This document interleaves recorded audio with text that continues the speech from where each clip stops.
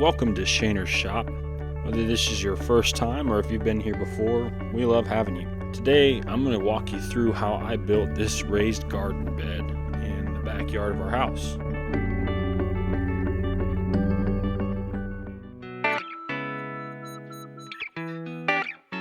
As with every project, there's a decent amount of prep work. We've had this garden for 2 years now, and every year we seem to have rabbits that get through the fence. The netting I had on didn't work, so I'm going to start by pulling that off. And yes, Winnie, my lovely assistant, decided to join me and made fun of the fact that I was redoing this garden bed now for the third time, hopefully preventing the rabbits this time. Now Winnie's extremely helpful, except when she gets the zoomies and runs around. So I had to start by pulling all the weeds that seem to grow. Our neighbors behind us have a weed-filled yard, and so I needed to get this garden bed cleaned up. Now, if you do this by hand, it can obviously take a while.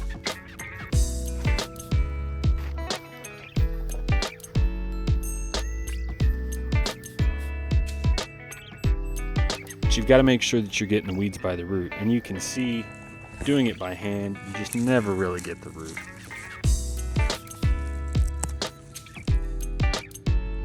So I picked up one of these cool weed pullers. It's called Grandpa's Weeder. This video is not sponsored by Grandpa's Weeder, but it's just one of those things. I love it. It's easy. I figured I'd promote it a little bit. As you can see, you just put the forks over the center of the weed, you step it down, and then you pry it up, and it gets almost any weed by the root and gets the vast majority of the root.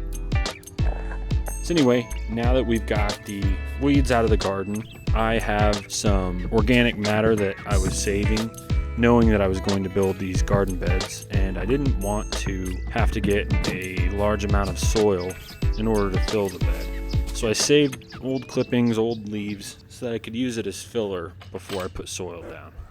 And finally we get to the good part, the actual building. So here I've got my saw set up. This is just a rigid 10-inch saw. I've got links down in the description for all the materials and tools that I'm using. But from here I'm using 1x4s, and I will cut a small V shape on the bottom so that they can be inserted into the ground.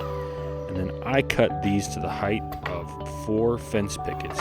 So I obviously use cedar for the vast majority of this project, as it's good outdoors, and your measurements may be different than mine, but I was able to construct this and use full fence pickets. Once you've got your side supports cut, I just went ahead and laid out my fence pickets, making sure that they were all even on one side. From there, I set my side supports on either side of them, making sure that on one side of your fence pickets you're only overlapping that 1x4 halfway to leave room to attach fence pickets to the other side for your next section. And then I'm just attaching these with some 1-inch exterior screws. It is important to make sure you're using exterior grade screws or deck screws, as they will withstand water, moisture, and all the elements outside. And while I'm fastening these together, if you like these style of videos, please like and subscribe, and or leave a comment about what my next project should be or something that might interest you to watch. And I didn't want to forget to mention, I do have a couple affiliate links down below for all the tools and supplies I'm using in this project. If you're looking for something, I'd appreciate you using one of those links, as I do get a small cut of the final purchase price. Once you've got side supports on your first panel, I went ahead and placed that panel where its final resting point will be in the garden. And with this, I've got railroad ties that outline the garden. So I'm not putting these down too deep, I would say about 4 inches. And then I ended up fastening the bottom of the supports to the railroad ties.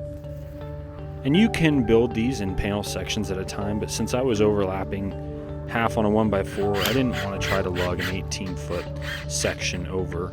So I built the first panel, and then I attached one support to one of my fence pickets, set it roughly in place, put the first screw in on the top picket, and then I went back and just slid each additional picket to the panel section. And then again, I'm just fastening these with exterior grade screws. And from there, it's rinse and repeat.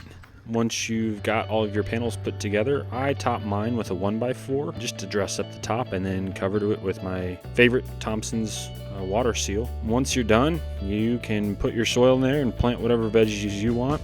We went with zucchini, cucumbers, jalapenos, and cherry tomatoes. As always, I greatly appreciate you watching. If you wouldn't mind hitting that like and subscribe button, I would greatly appreciate it. And again, any questions, feel free to reach out or drop a comment down below.